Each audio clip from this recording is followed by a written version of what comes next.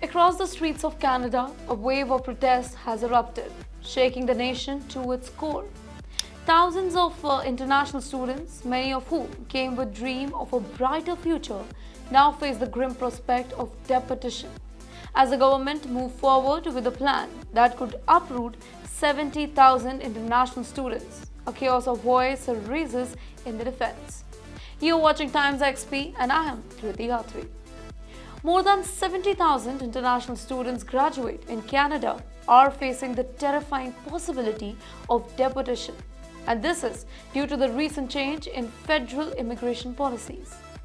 These students who came to Canada with the dream of building a new life are now protesting across the country against Justin Trudeau's government decision to limit study permit and reduce permanent residency opportunity.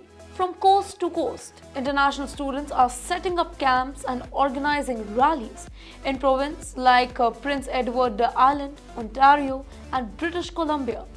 Groups like the Naujawan Support Network, which advocates for the students, have warned that many graduates could be forced to leave Canada when their work permits expire at the end of the year.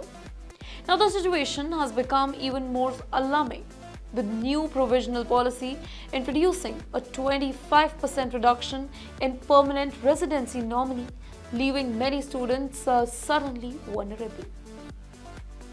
Mehakdeep Singh, a former international student now facing deportation, shared his story with City News Toronto. He said, "I spent 6 years taking risks to come to Canada. I studied, worked, paid taxes and earned enough CRS points, but the government has taken advantage of us." Well, he had invested in his family's life-saving tuition, hoping for a secure future.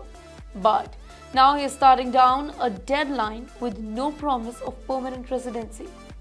Now, the influx of international students who made up 37% of study visa holder in 2023 has put pressure on Canada's housing, healthcare and other services.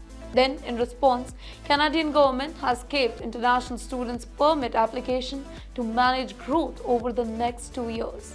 Now, this particular cap means that around 360,000 study permits will be approved in 2024, a 35% decrease from the previous year.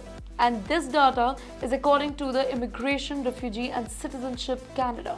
Additionally, Mark Miller, Minister of Immigration, Refugee and Citizenship, announced that from June 21, foreign nationals can no longer apply for a post-graduation work permit at the border. Now, that's a move targeting flag polling, where temporary residents leave and re-enter Canada to speed up the work or study permit application.